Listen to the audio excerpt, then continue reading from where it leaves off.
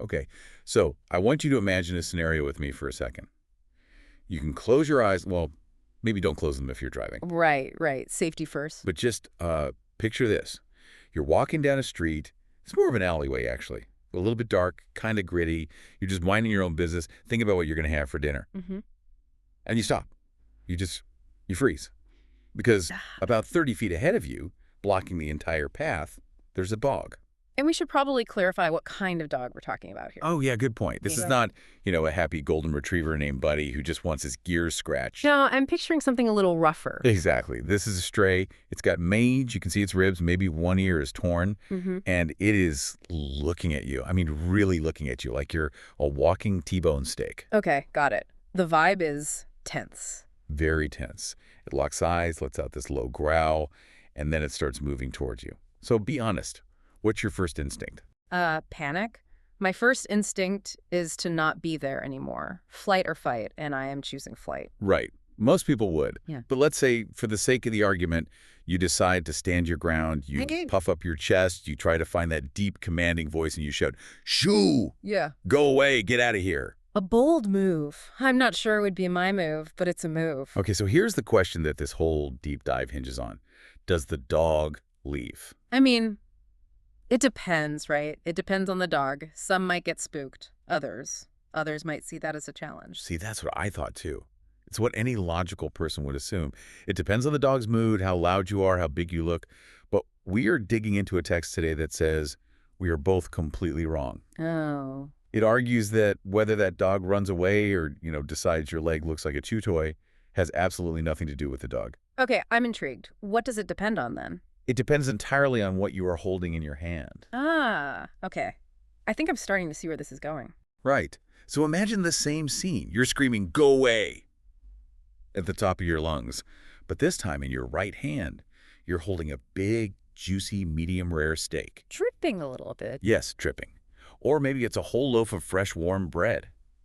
And you're waving it around while you're shouting. The dog is not listening to a single word you're saying. Not one. Not a syllable. Its eyes are locked on the steak. You could be reading the phone book. You could be reciting poetry. It makes zero difference.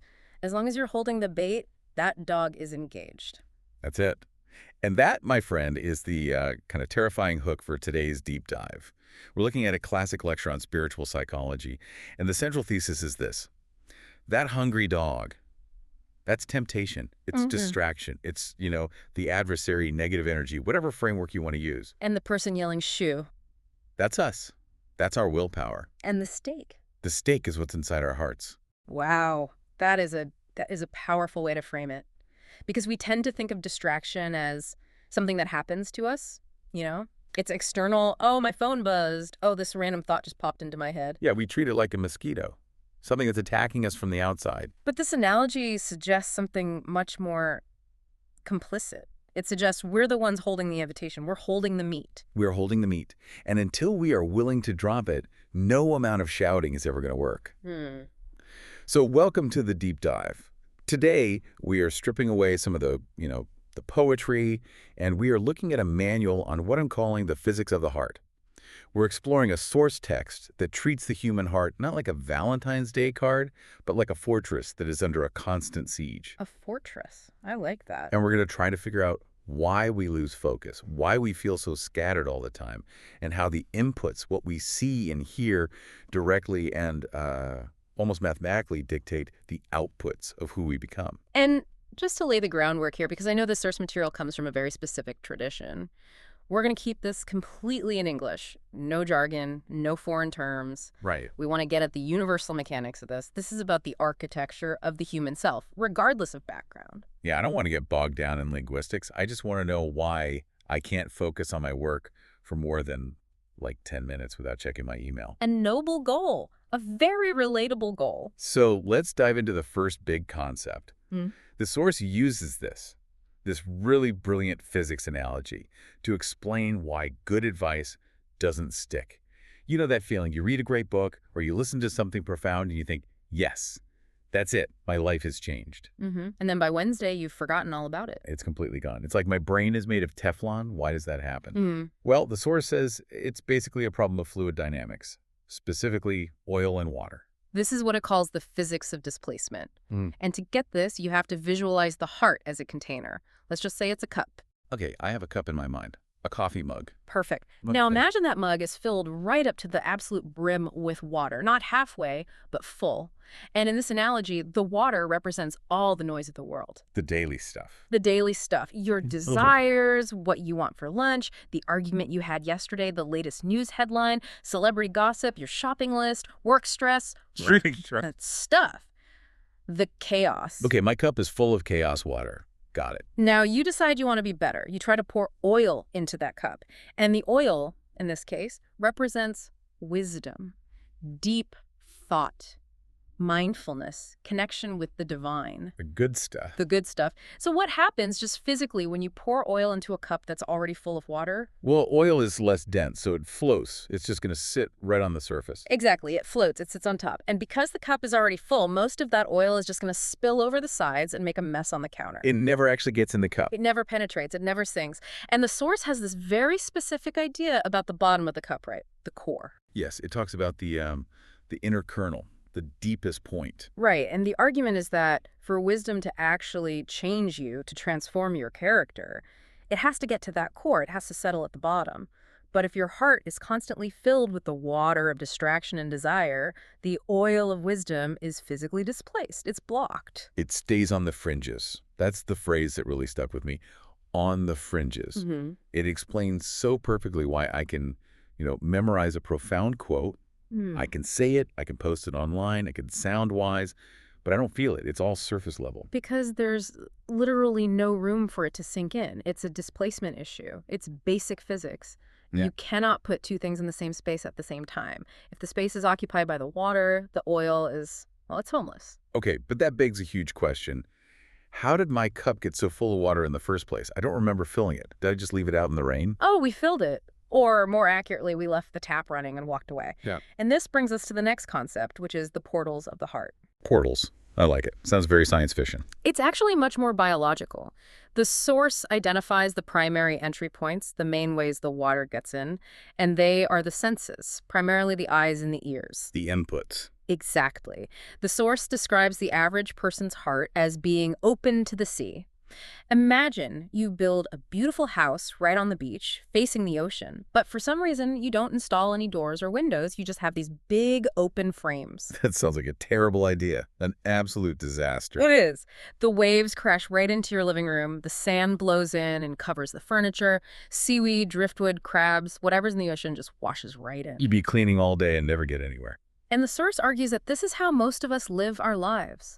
We leave our eyes and our ears, these portals, wide open to whatever is happening in the world around us. We let anything and everything just wash right in. Okay, so let me play devil's advocate for a second. Because Open to the Sea is a nice poem, but in the 21st century, that's just called being alive. That's called having a job or being part of a family. Yeah. I can't just walk around with a blindfold and earplugs on all day. That's a really important pushback. And the source isn't suggesting total isolation. It's asking us to be conscious of the quality and quantity of the inflow. It specifically warns against certain things. For the eyes, it mentions things like endlessly scrolling through social media, looking at luxury goods, obsessing over new tech, fashion, or even forbidding content. Right. But here's the part that's really challenging. It emphasizes that this doesn't even have to be bad content. It can just be excessive content. So it's not a sin for me to read a review about the new iPhone. Of course not. It's not a moral failing to be interested in a new piece of technology. But the source is asking a question of volume, a question of proportion. If you spend 4 hours watching unboxing videos and then another hour reading spec comparisons and then you're looking at pictures of it. You're pouring gallons and gallons of water into the cup. Gallons of it. And then at the end of the day, you sit down for 10 minutes to try and meditate or pray. And you try to add one little thimbleful of oil. Exactly. And you're surprised when you close your eyes and the only thing you can see is the new titanium finish on the phone. I see the phone. I literally see the phone in my mind's eye. Or I hear the jingle from the commercial. That's the physics of it. The heart is a container, not a magic alchemy lab. It doesn't transmute lead into gold. If you pour in commercial jingles and internet arguments, what you'll find in your heart is commercial jingles and internet arguments. The source has that really simple, sticky example about humming a song. Yes. the earworm. You ever have that? You go to the grocery store, they're playing some pop song, and for the rest of the day, you're walking around humming it. All the time. Hmm. And it's usually a song I can't stand. Right, and the source says that's the overflow. Your cup became so full of that one melody that it physically started spilling out of your mouth. You couldn't even hold it in. Now, here's the tough question. Can you expect to just spontaneously start humming a beautiful hymn? Or find yourself reciting a line of profound wisdom out of the blue? Not if I haven't been listening to it. Not if that's not what I've been pouring in. You can't fill the tank with soda pop all day and expect pure spring water to come out of the tap. Yeah. The input dictates the output. It's a closed system. This is what I was calling the open concept problem. We treat our minds like a modern office space where anyone can just wander in and set up a desk. Yeah. But the source is saying we need to start building walls and hiring security. This leads us right into the fortress strategy. The fortress. And I have to admit, this part was a little painful to read because it highlights a mistake I know I make over and over again. I'm always trying to clean up my act. The new me resolution. Totally. I'll have a bad week. I'll feel totally scattered and unfocused. And I'll say, okay, that's it. Monday morning, new me. I'm going to be focused. I'm going to be calm. I'm going to be virtuous. And by Monday afternoon, it's a total disaster again. That's because you're trying to sweep the floor during a sandstorm while the front gate is wide open. It's completely futile. The source explains this with a great analogy. Imagine you own a fortress. And right now, the inside courtyard is filled with garbage.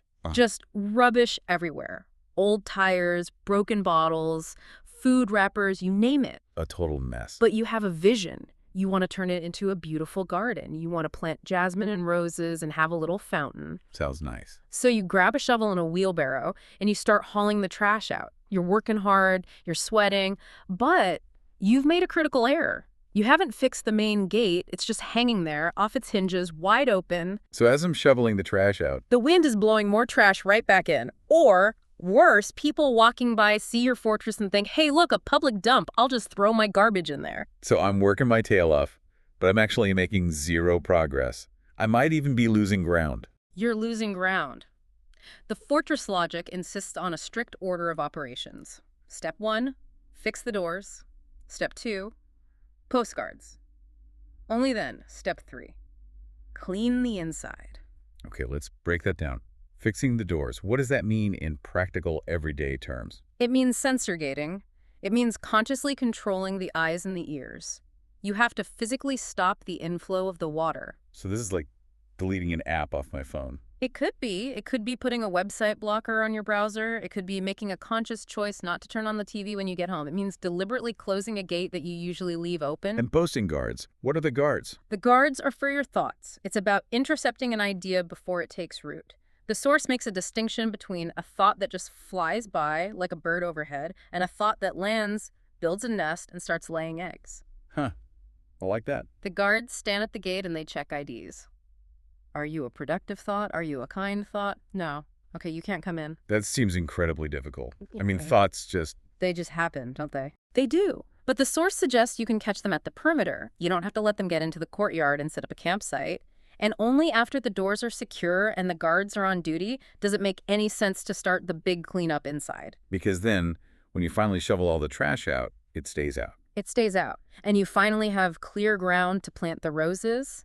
You can't plant a garden in the middle of a dumpster fire. You have to extinguish the fire, secure the perimeter, and then you can start planting seeds. Okay, so let's say I think I'm doing a decent job. I think, you know what? I'm pretty mindful. I don't watch a lot of junk. My fortress is in pretty good shape. How would I actually know? The source gives us a test, a litmus test. And I will tell you, I failed this test spectacularly. The test of the quiet moments. Yes. It points to a very specific time. The source uses the example of prayer, but we can broaden that out. Let's say it's meditation, or deep reflection, or even just trying to sit in silence for 5 minutes without your phone. The moment you consciously try to disconnect from the world and connect with something deeper. And the source points out this incredibly cruel irony. This should be the moment of maximum focus, right? You've intentionally stepped away from your email, from the noise.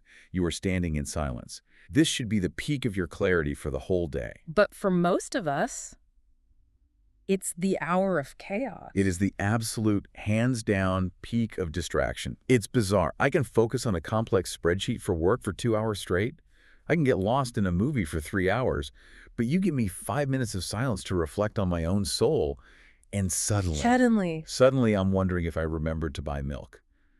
I'm replaying an awkward conversation from 10 years ago. I'm composing work emails in my head.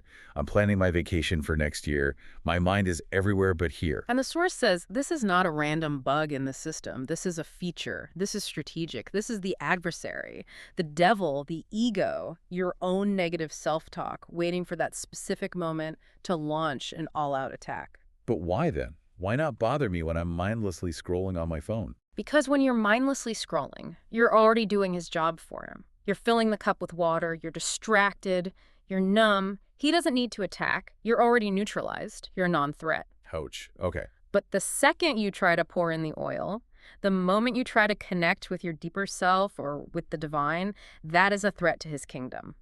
That's when the alarm bells go off in the enemy camp. Red alert! He's trying to wake up. Scramble the jets. And the jets are my shopping list, the argument with my boss, the funny video I saw yesterday. They throw the entire kitchen sink at you. And the source gives the verdict. It says, if you finish your period of reflection, your prayer, your meditation, and you cannot remember a single word you said or thought because your mind was at the bank or in the kitchen or at the office, the verdict is guilty. The verdict is that your heart wasn't there. Your body was in the room, but your heart was with the meat. Back to the dog. Always back to the dog. Always. The distraction simply revealed what your heart is actually attached to. You were mentally holding the stake of that business deal, so the dog of distraction refused to leave you alone. That's a heavy thought. But it's also clarifying. It shifts the problem, doesn't it? The problem isn't that I have bad focus. The problem is I have strong attachments. Precisely. And you have to drop what's in your hand if you really want the dog to leave. I want to shift gears here because the source material takes a very interesting turn into what I can only describe as, like, the courtroom of the soul. The ethics of intention. Yeah, it gets almost legalistic. We start talking about focus and we start talking about guilt and accountability. I think this is something a lot of people, myself included, really struggle with. The core question is this: does having a bad thought make me a bad person? It's the classic source of anxiety, isn't it? I just had a really dark thought, or I had an angry thought about someone I love. Does that mean I'm a monster? Exactly. If the thought just pops into my head, have I already sinned? Have I already failed? On this specific point, the source is actually very merciful. It draws a very sharp, clear line between a passing thought and determination or resolve. Okay, can you break that down? What's the real difference? A passing thought is like a solicitor knocking on the door of your fortress. You hear the knock, you weren't expecting it. Maybe you even peek through the peephole and see a face you don't like. The source calls this the chatter of the soul, and it says this is waived, it's forgiven. We are not held responsible for the random debris that blows against our door. So the knock itself is not the problem? No, you can't control the wind. The moral failure, the sin, only occurs if you decide to unbolt the door, swing it open, invite the shady solicitor inside, offer him tea, and then sign the contract he puts in front of you. That's resolve. Okay, that's a relief. But then the source flicks it. What if I want to sign the contract? What if I've decided, yes, I am going to do this bad thing. I have the resolve, but then I don't actually do it. Now it gets tricky. It depends why you didn't do it. If you stop yourself, if your conscience kicks in and you say, wait, no, this is wrong, or I fear the consequences from a higher power, you actually get a point for that. You get a credit. You wrestled with the bad impulse and you won. What if I didn't stop myself? What if something else stopped me? This is what you could call the obstacle clause. And this is where the text gets incredibly strict. The obstacle clause. The source poses the question, what if you had the full intention, the resolve to do the bad thing? You were on your way. Your heart was 100% committed. But you were stopped by an external factor, by physics. I need a concrete example for that. Okay. Let's say you decide you're going to go to a forbidden place, maybe a bar, maybe a casino, to gamble away your rent money. You know you shouldn't, but you've decided, I'm doing it. You get in your car, you start driving, your heart has already signed the contract. But on the way there, your car gets a flat tire. Or you arrive and the place is closed for a health code violation. So I have to turn around and go home. I didn't do the bad thing. I didn't gamble. My money is safe. I'm in the clear, right? No harm, no foul. The source says, you are held liable for the intention. Liable. But I didn't do anything. I'm innocent. The door was locked. You didn't do it because you couldn't. Not because you wouldn't. Your resolve was absolute. The only thing that stopped your body was a piece of metal in your tire. The source argues that your heart already committed the act. Your heart went to the casino. Your body just failed to catch up. Wow. That is an incredibly high standard. It feels almost unfair. It feels unfair from the perspective of our modern legal system, which is based on actions. Did you steal the money? No. Okay, case dismissed. But this spiritual psychology is judging the state of the core, the state of the heart. And if the core was corrupt, the fact that your hands were tied doesn't magically make the core pure. The source uses a really intense teaching to hammer this point home. I'm calling it the killer and victim paradox. Ah, yes. The meeting of the two swords. It's a famous one. Yeah, the text quotes a teaching that says, if two people meet with their swords to fight, both the killer and the one who is killed are in the fire. Both are destined for the bad place. Okay, now wait a minute. The killer, I get it. He just murdered someone. Fine. But the victim, the person lying on the ground bleeding out, you're telling me he gets punished too? That sounds like the definition of victim blaming. It sounds incredibly harsh, and the people hearing this for the first time in the original text had the exact same reaction. They said, the killer, we understand, but what about the one who was killed? They were basically saying, explain this because it makes no sense. And the answer given was chillingly simple. It was, because he was also striving to kill his companion. Right. You have to picture the scene. Two people draw swords, they both lunge, they both have the intention to kill. It's just that one of them was a little bit faster or a little bit luckier. The victim didn't fail because he had a last-minute change of heart. He didn't drop his sword and choose peace. He failed because he lost the fight. He was a murderer who just happened to be outmatched. So in the court of physical reality, he's a victim. But in the courtroom of the heart, he's a failed murderer. His intention was identical to the killer's. This really drives home the idea that intention isn't some fuzzy, feel-good concept.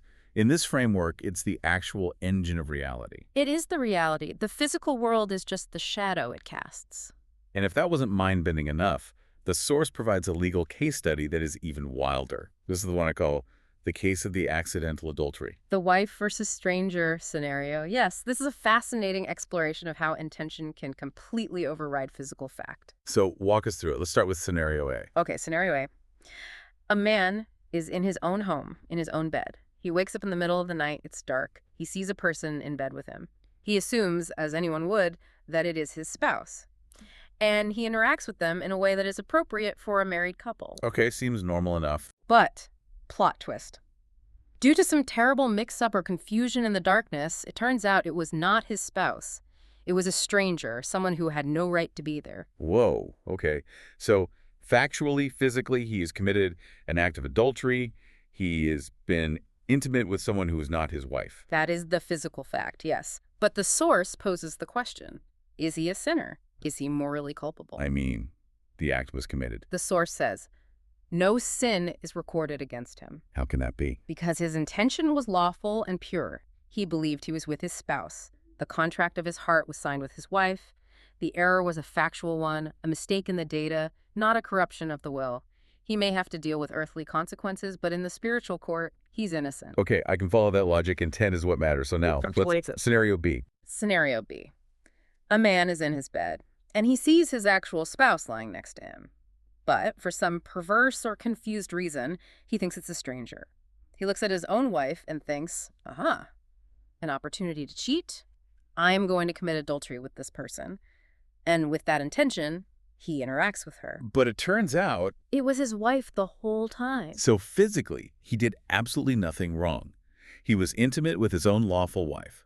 On paper, no crime was committed. And yet the source says he is a sinner. Because he thought he was sinning. His heart was in a state of betrayal. Exactly. In the courtroom of his own heart, he cheated on his wife. He signed the contract of adultery. The fact that he accidentally stumbled into a physically lawful act doesn't erase the corruption of his will. It is. It's profound, and it's also kind of terrifying. Because you can't just accidentally be a good person. And you can't rely on a lucky mistake to save you from your bad intentions. It's like if you pull the trigger of a gun intending to murder someone, but the gun jams, you're still a murderer in your heart. The gun jamming was just a mechanical failure. Your soul pulled the trigger. This all leads perfectly into the next major section. Yeah. Because if the heart is this complex engine of intention, desire, and focus, we need a way to diagnose it, like what condition is my engine in right now? And the source gives us three distinct states of the heart. The classification system. Yeah. You have the cultivated heart, the ruined heart, and then the one in the middle, the wavering heart. Let's start with the ideal, the best case scenario, the cultivated heart. This is the goal. This is the heart that is filled with piety, awareness, and has been trained through what the source calls spiritual athletics. I love that phrase, spiritual athletics. It implies work. It implies training, doing reps. You don't just stumble into this state. No, you build it. And the result of all this training is that the heart becomes what the text calls a landing strip for inspiration. The source says this kind of heart is supported by unseen positive forces, by angels, by divine aid. But the mechanism is the really interesting part. The person with this heart becomes a reward machine. A reward machine? Yes. They naturally, almost automatically think of ways to do good. It's their default setting. They walk into a room and their mind immediately starts calculating opportunities for virtue. That person looks lonely. I should go say hello. There's some trash on the floor. I'll pick it up. There's a chance to be generous here. It's not a struggle for them. It's not a big moral decision every time. That's the key. It becomes effortless. Just like the distracted person automatically starts humming a pop song without thinking about it, the cultivated heart automatically hums with virtue. Goodness just flows out of them because their cup is full of oil. That sounds like a beautiful state to live in. A lot of work to get there, but incredible. It's the state of spiritual flow. Okay, now let's go to the complete opposite end of the spectrum, the ruined heart. Or, as you called it, the dumpster fire. Yeah. This isn't just a heart that makes a few mistakes. This is a heart that has fundamentally collapsed. It's been abandoned. The doors we talked about, the eyes and ears, they've been broken off their hinges and left to rot. The courtyard is a garbage dump. And the source uses a very powerful metaphor to describe the consequence of this. Smoke. Smoke filling the chest. Yes. The idea is that when a heart is so full of trash vices, dark desires, envy, that trash eventually catches fire, and it fills the entire inner world with thick black smoke. And what does smoke do to your vision? It blinds you. You can't see anything. Exactly. The result is total moral blindness. The person with this heart literally loses the ability to distinguish right from wrong. They don't just choose the wrong path. They see the wrong path as the right one. There's another image the source uses here, the inverted mug. Yes. This one is so clear. Imagine a coffee mug turned upside down on a table. You can pour the entire ocean over that mug. You can spray it with a fire hose. It will not hold a single drop of water. It just deflects everything. It rejects wisdom automatically. You can tell this person the most profound truth, and it just rolls off them like water off a duck's back. Their heart is structurally incapable of receiving it. The source gives a very modern and, well, a very prickly example of what this kind of blindness can look like. It talks about the loss of what it calls protective jealousy. This is a sensitive topic, but it's important to unpack it as the source presents it. It describes a scenario. A man is at a party with his fiancée, and he has also invited her ex-boyfriend to this party. That already sounds like a recipe for disaster. And at this party, the fiancée and her ex are close. They're hugging for a long time. They're taking selfies with their heads pressed together. They're whispering in a corner. And the fiancé, the man whose party it is. He's just standing there holding his drink, smiling. He feels nothing. No jolt of concern. No, hey, maybe that's a little inappropriate. No protective instinct for the sanctity of his relationship. Nothing. Now, a lot of people today might hear that and say, oh, he's just really secure. He's not controlling. He's modern. He's evolved. And that's the question the source is forcing us to ask. Is he evolved? Or is he just numb? Is he blind? The argument here is that this lack of protective jealousy, and we're talking about a healthy, boundary-setting instinct, not toxic possessiveness, shows that the heart has been so blinded by the smoke of modern social norms that the alarm system is broken. It's the boiling frog. Yeah. The water has gotten hotter so slowly he doesn't realize he's being cooked. Precisely. He accepts behavior that should naturally trigger a warning signal, but the signal has been disconnected. His heart doesn't even register it as weird or wrong anymore. That is the ruined heart. Okay, so we have the cultivated heart on one end, the ruined heart on the other, and then there's a third state, the one where I suspect 99% of us live, the wavering heart. The battlefield. Yes. This is the constant tug of war. The heart is still alive, it's still in the fight, but it is under siege every single day. It's that feeling when you have a bad thought and it's immediately followed by a good one. I should just take the easy way out on this. No, I should do the right thing. I'm just going to waste an hour on my phone. No, I really should get my work done. The source dramatizes this as a debate between two lawyers in your soul. On one side, you have the adversary whispering in your ear. He says things like, come on, look at everyone else. They're all having fun. Look at those famous people, even the so-called religious ones. They have fancy cars. They wear luxury clothes. Why are you trying so hard to be so holy? You're missing out. Just relax. That is a very, very convincing argument. The fear of missing out, the everyone else is doing it argument, it's powerful. It is. But then the angel, or the voice of your conscience, your higher self, makes its rebuttal. It says, okay, but will those famous people be there to help you when you have to answer for your life? If everyone decided to go stand out in the burning sun, would you do it too just to fit in? Mm-hmm. Or would you be smart enough to seek the shade? So it appeals to your long-term self-interest, to your reason. Don't be a lemming. Exactly. And the big question is, who wins this debate? The adversary or the angel? Sometimes it feels completely random, like a coin flip. It does. But the source says it is not random at all. There is a very specific rule that determines the winner. It's called the supply line rule. The supply line rule, I like the military language. It's very practical. It is. The logic is this. In a real war, the army that wins isn't always the one with the bravest soldiers. It's usually the one with the best logistics. The one that gets food, water, and ammunition to the front lines. Mm-hmm. An army marches on its stomach. Right. And the source says the exact same thing is true for the battle in your heart. The winner is determined by who you send supplies to. And how do I send supplies? By post. With your portals. Yeah. Your eyes and your ears. If you spend your day looking at and listening to the water, the materialism, the gossip, the outrage, the envy, you are sending a massive convoy of supplies directly to the adversary's camp. You are arming him. You are feeding his troops. So when the battle kicks off later that day, he's fully stocked and ready to go. He's got tanks and fighter jets. And your angel, if you haven't read anything wise or listened to anything uplifting or spent any time in quiet reflection, your angel has been starved and he's standing there with a pointy stick. And then I'm sitting there wondering why I lost the internal battle again. You lost because you defunded your own best defense. You're the quartermaster. You are the logistics manager. You decide which army gets the resources. That's actually incredibly empowering. It takes it out of the realm of mystery. It means I'm not just a passive victim of my thoughts. I'm actively funding one side or the other with every click and every view. You are deciding who wins the war long before the first shot is even fired. So let's talk about the consequences of these battles. Because the source touches on something that completely inverted my own ideas about success and failure. Yes. Section 5. The danger of success. The source recounts a Q&A session. A student asks this really poignant, really heartbreaking question. He says, I used to be top of my class. I was a high achiever, the golden boy. Everyone looked up to me. But now, I have no rank. I'm failing. I feel invisible. Is this happening because of my sins? It's a question we've all asked in some form, isn't it? Is the universe punishing me by taking away my success? For sure. And the expert in the text gives this fascinating two-part answer. The first part is a sharp rebuke. Right. He first addresses the potential arrogance hidden in the question. If the student is implying, I'm a good person, I don't really have sins, so why is this happening? The source immediately shuts that down. It says, stop. To claim I don't have sins is the biggest sin of them all. It's ignorance and ego. Everyone has flaws. But then, after that initial correction, he pivots to the Mercedes story. And this is such a brilliant, relatable parable. It really is. The speaker tells a story about a friend of his.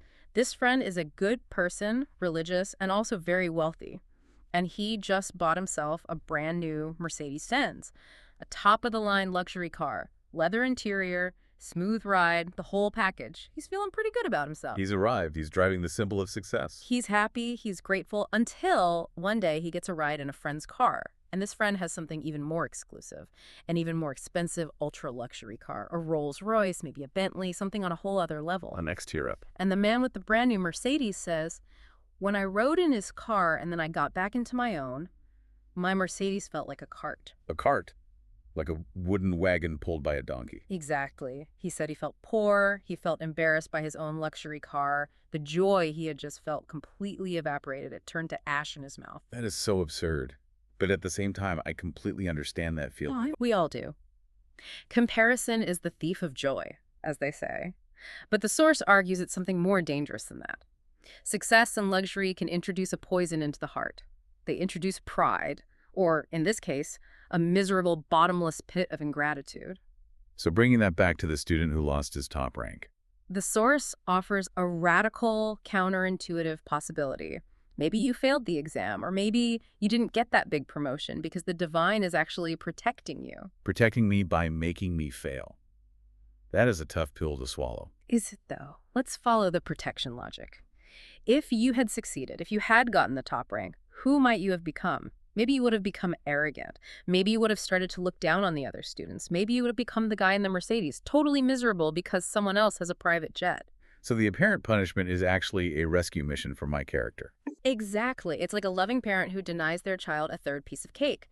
Not because they're being mean, but because they're protecting the child from a stomachache and a lifetime of bad habits. The divine might deny you worldly status to save your spiritual health. It's the idea that failure can be a hidden mercy. It keeps your ego in check. It keeps you humble. And in the value system of this source, a humble heart in a so-called failed career is infinitely more precious than an arrogant heart in a corner office. Wow. That brings us to the very end of the text. And the final image it leaves us with is just, it's so beautiful and so haunting. It's about a feather. The feather in the wind. The source compares the human heart to a single, solitary feather lying in the middle of a vast, flat, open desert. No trees, no rocks for shelter, just a feather on the sand, and then the wind starts to blow. And what happens to a feather in a windstorm? It just flips over and over, tumbling, turning.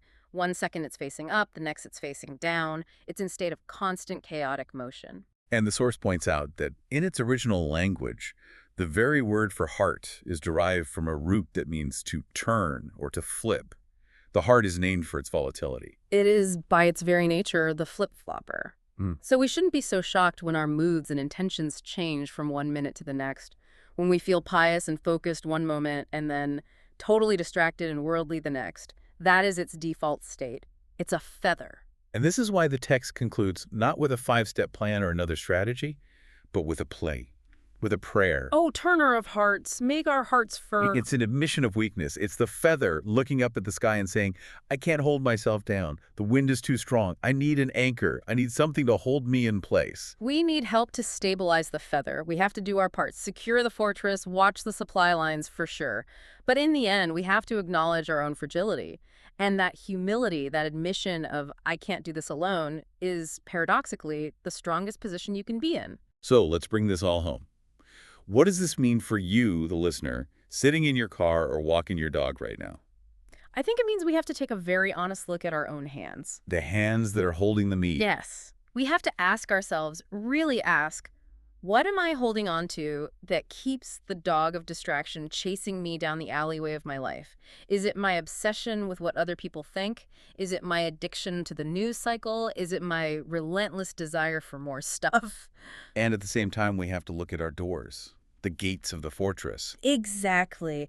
Which gate have I left wide open? Is it my eyes just letting the endless scroll of the internet wash into my brain 24/7? Is it my ears always listening to cynical or negative talk? I can't really complain about the flood damage if you refuse to close the windows during a hurricane. It's time to fix the doors and post some guards. And maybe, just maybe, it's time to pour out some of the water, to deliberately create some empty space in the cup so that the oil finally has a chance to sink in. Because if we don't, we might just spend our whole lives skimming along the surface of things, wondering why we never feel any depth. That's a lot to think about. I know I'm going to be thinking about that hungry dog for the rest of the day. Just try not to feed him. I will try my best to drop the steak. Thanks for listening to The Deep Dive. We'll see you next time.